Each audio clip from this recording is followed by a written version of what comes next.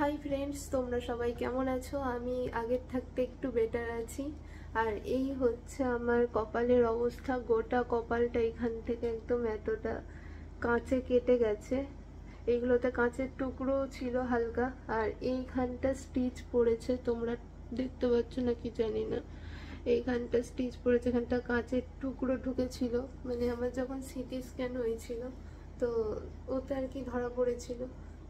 তো যাই হোক, এখানটা একটা স্টিচ পড়েছে, আর এইগুলো চুলগুলো পুরো চেঁচে দিয়েছে। না হলে বলেছিল যে চুলটা কেটে দিলে ঠিকঠাকভাবে তাড়াতাড়ি জিনিসটা শুকোবে, প্লাস ড্রেসিংটাও ভালো হবে।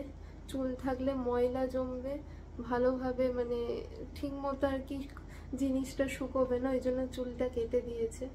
যেদিন প্রথম মানে অ্যাক্সিডেন্টটা হলো, চুলটা কেটে দিয়েছিল, ওই দিন আমি কিছু বুঝতে পারিনি, আমার সত্যি কিছু মনে হয়নি। তখন মনে হচ্ছিল যা খুশি করুক, মানে যেটাতে আমার ভালো হয় সেটাই করুক।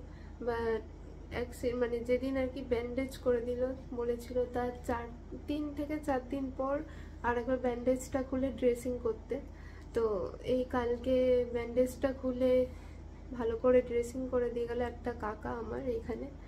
তো বললো আর ব্যান্ডেজটা লাগাতে হবে না, হাওয়া বাতাস খেলে একটু তাড়াতাড়ি শুকিয়ে যাবে, একটা মলম দিয়েছে।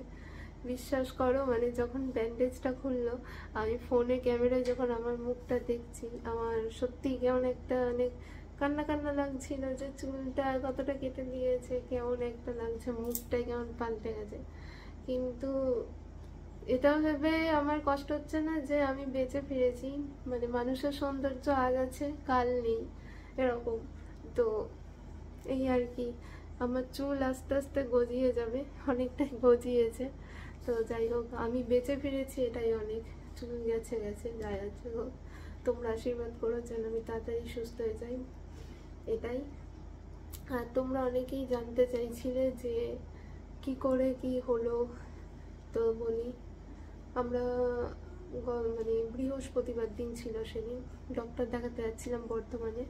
মা ছিল, আমি, বাবা আর ড্রাইভার। তো আমাদের ওই ছোট ওই অল্টো গাড়িটা, যেটা তোমরা অনেকেই দেখেছো ভিডিওতে, ওই গাড়িটা করে যাচ্ছিলাম। আলট্রাসোনোগ্রাফি ছিল, আমারই ছিল। তো সকাল থেকে খালি পেটেই ছিলাম, জানি না সেদিন ওরকম একটা দুর্ঘটনা ঘটবে।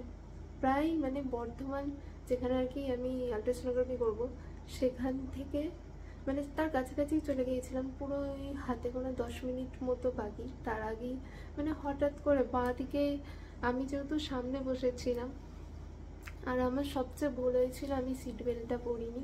ওটা আমার মানে মনে থাকবে, ওটা পরলে হয়তো এতটা হতো না, কিন্তু ওই যে আমার কপালে যেটা থাকবে সেটা তো হতেই হবে।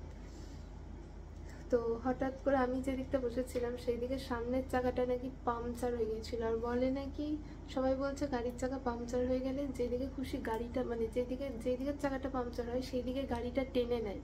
তো হঠাৎ করে যাচ্ছিলাম, আসতেই ছিল গাড়ি, আমাদের খুব একটা স্পিড ছিল না।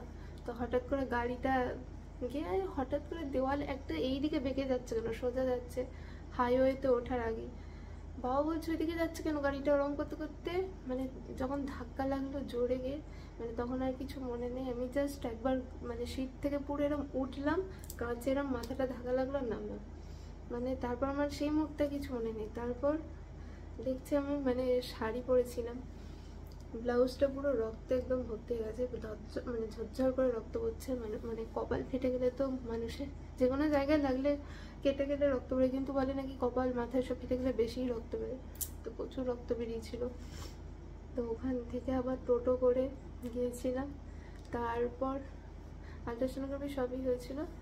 এই যে এটা মানে সেই দিনের কথাটা এখন বলছি, মানে ওটা চোখের সামনে ভাসছে। মানে ওরম দিন যেন কারো না আসে, মানে একটা আতঙ্ক এখন। মানে গাড়িতে চাপ, কি বলবো, কোথাও যদি মনে হচ্ছে যে গাড়ি করে যাব, আতঙ্ক লাগছে যে আমি না গাড়িতে চাপবো না, একটা ভয় ধরে যাচ্ছে মনে। তো যাই হোক, কি আর করা যাবে, এটুকুই। তো আমি চেষ্টা করব এখন, মানে আগের থাকতে একটু ভালো আছি।